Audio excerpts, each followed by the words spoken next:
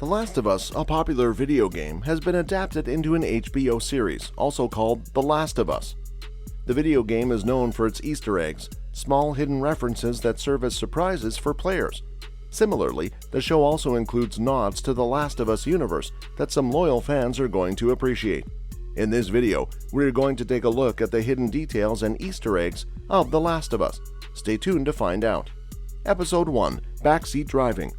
During the initial outbreak in Austin, Texas, Joel, Tommy, and Sarah try to escape, while the show's directors use their camera angles to imitate the video game in The Last of Us.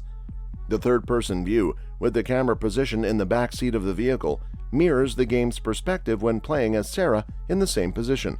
This technique also gives the show a video game feel, unlike other game-to-TV adaptations, such as Halo, that use the first-person view with player UI. Well, the last time we disclosed an Easter egg, it ended up with its own spin-off show on HBO. It's called Game of Yokes. Episode 2: Ellie Can't Swim. Ellie, Tess, and Joel are seen making their way through cloudy water upon entering the hotel in Boston. This scene serves as a revelation that Ellie is incapable of swimming, which is important for solving the environmental puzzles in the game. The same aspect is carried over from the first game, where players are required to navigate Ellie across water through the usage of hidden floating pallets and environmental puzzles. The Boston Museum. The Boston escape sequence from The Last of Us Part 1 features a section set in the Freedom Museum of Boston, which appears to be based on the real-life Bostonian Society Museum. The museum is housed in a colonial or colonial-style building, and its interior is cozy and charming. There are many busts of historical figures to interact with, and in low light, it can be unsettling to navigate. It's hard to differentiate between a clicker and a statue. However, most of the shadows are harmless, and the museum is a fascinating and strange place to explore. Is that shadowed head a clicker or a statue? Probably a statue, unless it's clicking. Episode 3: Mortal Kombat 2. Mortal Kombat 2, released in 1993, is a renowned arcade game. On the other hand, The Last of Us show emerged out a decade later after the game was launched, so there is no connection between the two. Ellie and Joel come across an arcade game version of Mortal Kombat 2, which is not functioning. Ellie mentions having a friend who knows a lot about the game, probably referencing Riley, a character from The Last of Us prequel, Left Behind. The setting of Left Behind is an abandoned mall, which has a classic arcade. The game doesn't have a direct reference to Mortal Kombat 2, but The Last of Us Part 1 includes a poster of the game on a wall. Before we move ahead, if you're liking this content so far, please consider subscribing and liking this video. Now let's continue. Pancake Mix. On their way to Bill's house, Ellie questions Joel about the origin of the infection, which was not covered in her Fedra school education. The second episode reveals that the cordyceps outbreak initially happened in a flour and grain factory in Jakarta, Indonesia.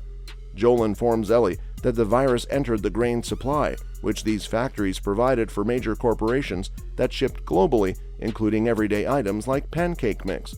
This is connected to the first episode of The Last of Us, where Sarah prepares breakfast for Joel's birthday. Instead of making pancakes, she opts for eggs, potentially saving them from consuming infected flour. What did the flour say to Sarah? Please make sure your hands are clean before handling me. Episode 4: Pittsburgh or Kansas City. The city of Pittsburgh was not included in HBO's The Last of Us, as the show takes Joel and Ellie to Kansas City, Missouri. This location is not present in the game and is possibly a narrative choice to speed up the timeline for the characters. The show also deviates from the game by going deeper into the Hunters and their leader Kathleen, who are portrayed as more than just a generic group of villains. It's also where Joel and Ellie meet Sam and Henry, two fan-favorite characters from the game, right before the episode ends. Episode 5: Kids Being Kids. After meeting Sam, Ellie finally finds someone close to her age, a rare incident in a recent situation. Their relationship in both the show and the video game allows for bonding over common interests like puns, toys, comic books, and simply playing together. The moment where they play soccer together in their hideout is extremely touching, giving a temporary escape from the harsh reality of their world, as seen by both Joel and Henry. The significance of soccer is also emphasized by its connection to Joel's deceased daughter Sarah, as seen through her various soccer mementos in her room. It serves as a reminder of her for Joel. If you know, you know. the secret code for all HBO viewers who can't stop binge-watching The Last of Us. Savage Starlight comic book and Endure and Survive. Ellie has a collection of comics in The Last of Us video game, which are scattered throughout the game as collectibles. However, these comics are not meant for reading. In Episode 5 of HBO's The Last of Us, Sam discovers one of Ellie's comics in their safe house, allowing them to form a deeper connection. The phrase "endure and survive" originates from one of these comics, which seems to be a motto that Ellie embodies. Well, HBO has mastered the art of creating the most suspenseful shows, with their cliffhangers leaving you hanging onto your subscription. With that being said, it's time to end our today's video. Press the like button and subscribe to our channel for more interesting stuff. Peace.